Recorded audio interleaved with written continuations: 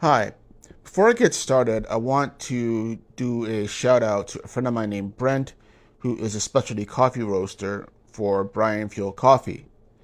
They do light to dark roast, and they're dedicated to sourcing and providing high quality and unique coffees that come from all over the world through their online service. And they also ship out their coffees overseas online as well.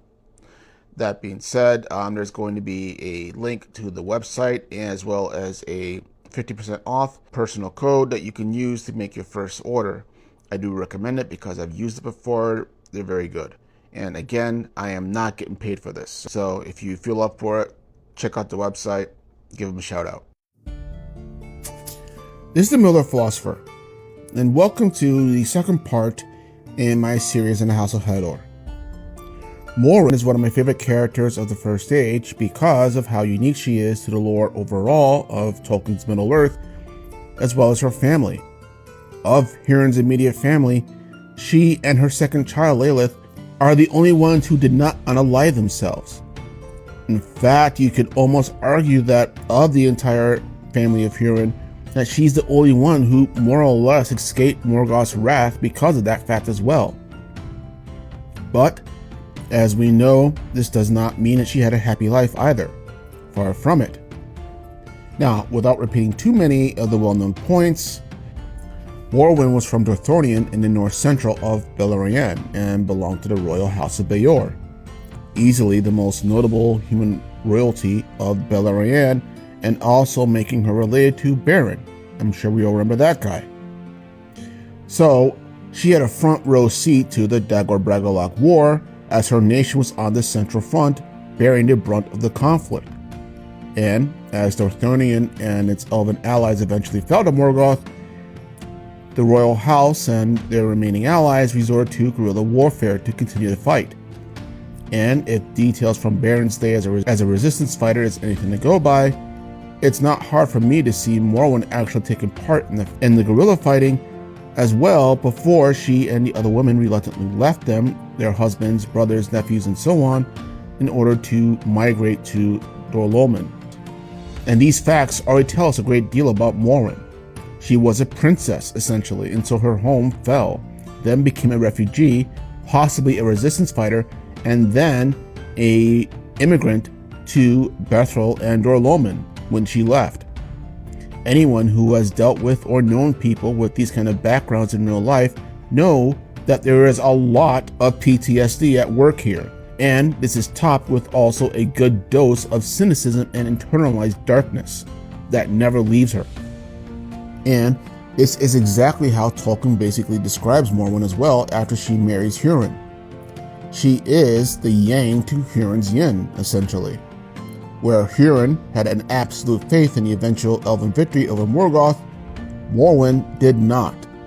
Now, like her husband, Morwen too had witnessed the glory of the Noldorim prior to the Dagor-Bragollach, and she had also seen it fall. She knew the stories of where the Noldor came from and why they came to Middle-earth, and none of that mattered. And she has tried to tell her husband this from time to time, but though Hurin loves her, he never truly accepts her truth. Again, this is the irony between her and her husband, that while they were so much alike, they also couldn't be more opposite of each other. And yet, they still somehow loved each other. Quite frankly, that's amazing. Now, while Hurin was no stranger to the hard life of Middle-earth as well, struggle and war and so on, he had also never been a refugee. He had never been hunted down. He had never lost everything that he's ever known like Morwen had. And in this, you could argue that Hurin was actually kind of naive. Morwen's early life had turned her from a highborn princess into a hardcore survivor. And this shows after the Naeth-Arnardiad War. Morwen was already regarded as essentially being something of a cold-hearted bitch, quite frankly, by the locals.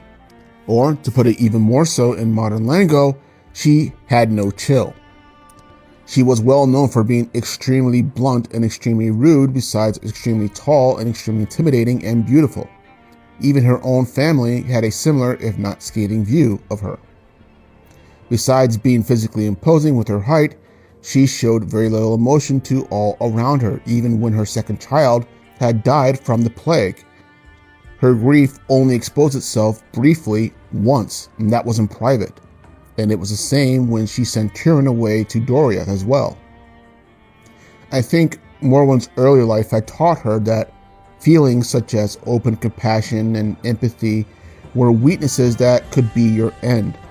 That if you wanted to survive an occupation, if you wanted to survive being hunted down, if you wanted to live through hard times, you needed to be made of harder stuff. But the occupying Easterlings that invaded Doloman after the war took this idea one step further, seeing her as something of a witch rather than as one of the local women who was forced into marriage, and as such left both her and her family alone. And that tells you something about the force of presence that she had. Yet, despite her coldness, Morwen was also 100% committed to her family. She only sent Hurin away after life in occupied Doloman became too much. Even then, she maintains constant communication with him via elven messengers, until this too also becomes impossible due to outside circumstances. Soon after Hurin leaves, she gives birth to her second daughter, Nienor, and leaves her home for now the second time, to now migrate to Doriath in order to find Hurin again and to raise her family and be with them in safety. And when she finds out that Hurin is no longer there, at some point decides to go after him again. And this is set against the wisdom of High King Thingol and his queen Melian. This is more or less the last we hear of Morwen until decades later, when she miraculously is reunited with her long presumed dead husband Hurin at the gravestone of their children in Brethil. Now, all this sounds like I'm putting kind of a negative spin on Morwen, but I'm not. In fact, I would argue that she actually out-Hurins Hurin. She's more mule-headed, more stubborn, and more proud than him, I think.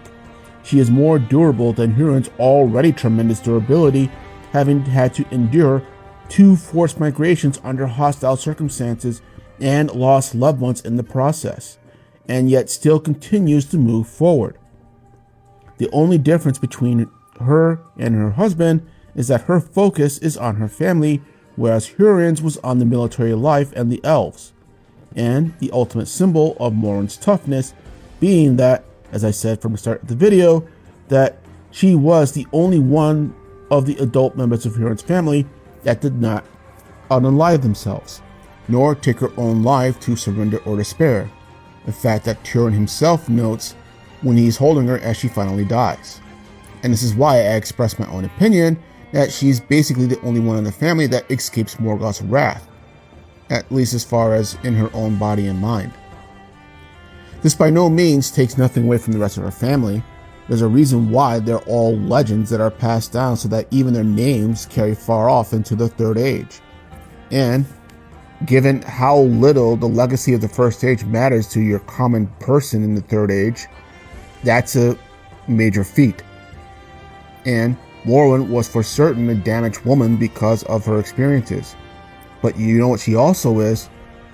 Morwen is someone who made the best with what she had, no matter what life and war took from her and threw at her. And that is why I think she is more than just a badass and more than earns her last name, Steelsheen. Having said that, let me know your thoughts below on whether you feel that Morwen was as tough as they say, or if she was something else entirely different. This is Miller Philosopher. Have a good day.